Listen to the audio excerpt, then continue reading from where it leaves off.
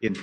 Señores, está solicitando el fiscal que todo el tiempo que dure el proceso ustedes estén en prisión preventiva oficiosa. Es decir, la ley contempla que por el delito de portación de arma de fuego de uso exclusivo deben estar, la Constitución incluso dice que deben estar en prisión preventiva. Señores fiscales, no coincido con su postura. La prisión preventiva oficiosa es una medida inconvencional, es una medida inconstitucional, de hecho, dado que todo el marco, los instrumentos internacionales, en este caso la Convención Americana sobre Derechos Humanos y el Pacto Internacional de Derechos Civiles y Políticos, se han incorporado a nuestro sistema y son constitución por disposición del artículo 1. Nuestra Constitución contempla en el artículo 19 que la prisión preventiva en ciertos delitos se pone en automático, es decir, de manera oficiosa. Esa es la interpretación que se deduce del artículo 19. Pero hubo una reforma en materia de derechos humanos en 2011 y en 2011 se estableció en el artículo 1 de la Constitución que en México se van a reconocer no solamente los derechos humanos de fuente nacional, sino también los derechos humanos de fuente internacional. Aquellos que estén en tratados internacionales en los que México haya sido parte con contenido de derechos humanos. La Convención Americana de Derechos Humanos y el Pacto Internacional de Derechos Civiles y Políticos son estos instrumentos internacionales que se incorporaron a la Constitución, tanto como si se hubieran, si me permiten hacer la explicación de esta manera, si se hubieran impreso y engargolado a la Constitución. Son Constitución.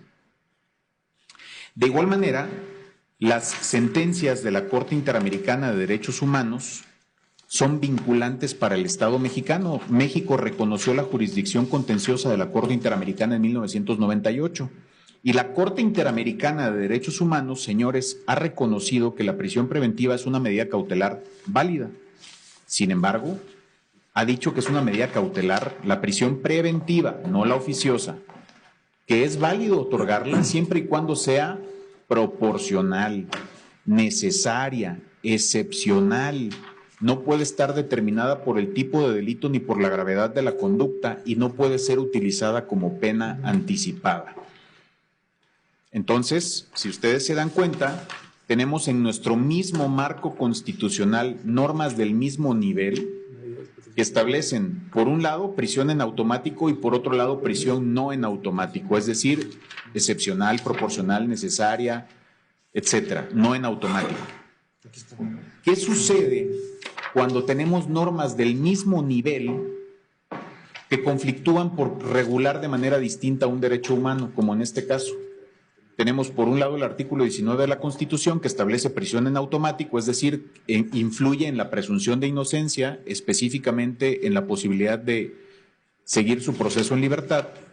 Y del otro lado tenemos normas del mismo sistema de rango constitucional que son la Convención Americana sobre Derechos Humanos y el Pacto Internacional de Derechos Civiles y Políticos, así como las sentencias de la Corte Interamericana que dicen prisión no en automático.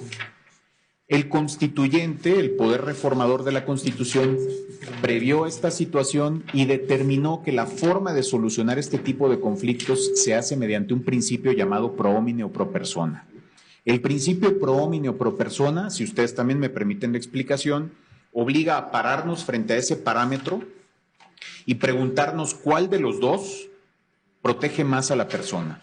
¿Cuándo protege más a la persona alguna norma del parámetro? Cuando amplía un derecho humano o restringe menos a la autoridad para involucrarse con ese derecho humano. Entonces, una prisión en automático restringe la presunción de inocencia de manera irreflexiva. Y una prisión no en automático, entonces establece ciertos parámetros que no permite la Constitución. Por tanto, la norma que más favorece la presunción de inocencia para ustedes es la internacional. La Corte Interamericana también ha dicho que en sentencias, la cito como ejemplo casos, aunque los voy a poner en la pauta, señores. Gracias.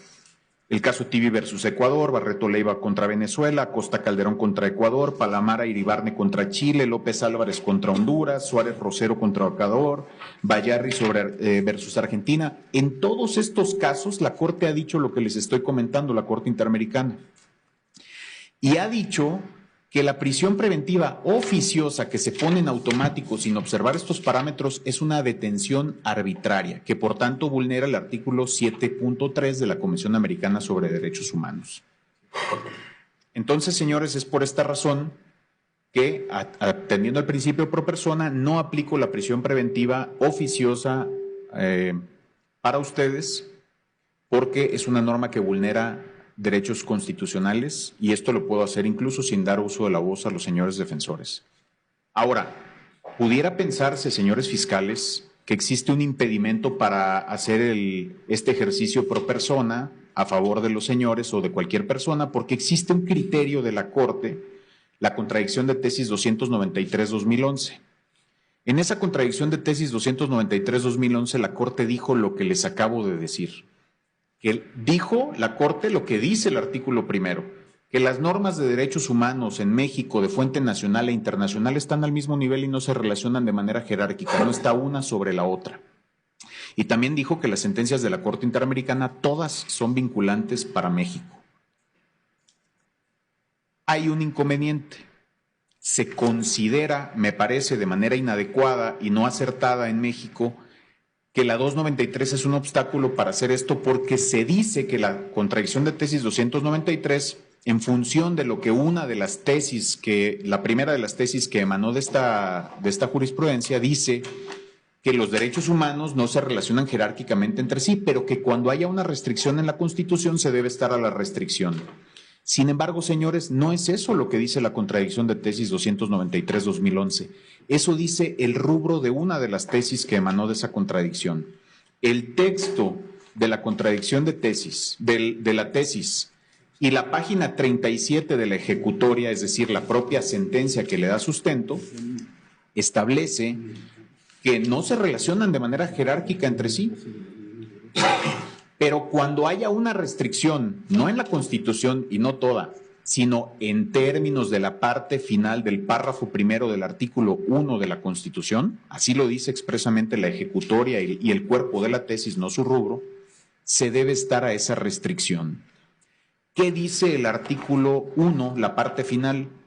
Pues dice, la parte principal dice lo que les dije, que los derechos humanos reconocidos son los de fuente nacional e internacional. Y la parte final dice, cuyo ejercicio no puede restringirse ni suspenderse, salvo en los casos que diga esta Constitución. Así dice, restringir, suspender esta Constitución.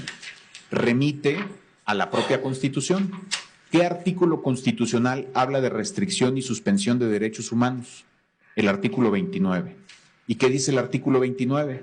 Que el presidente de la República, que solo el presidente de la República, con aprobación del Congreso, puede restringir y suspender, las palabras que les estoy diciendo que dice el artículo 1, derechos humanos o sus garantías, en todo el territorio nacional o en un lugar específico.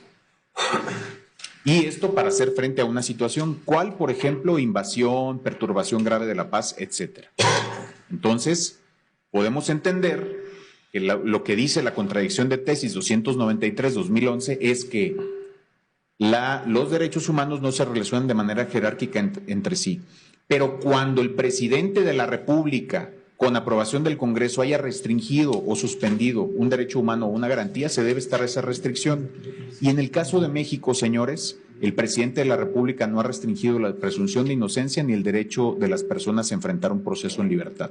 Por esa razón, no estamos ante una restricción a que se refiere a esta contradicción de tesis 293-2011. Así que, señores fiscales, es por ello que no impongo prisión preventiva oficiosa por ser inconvencional, ni siquiera me meto a analizar la convencionalidad del 19, señores, ni siquiera inaplico el 19, sino únicamente lo hago vía pro homine y no es obstáculo a la 293 por todas las razones que he manifestado.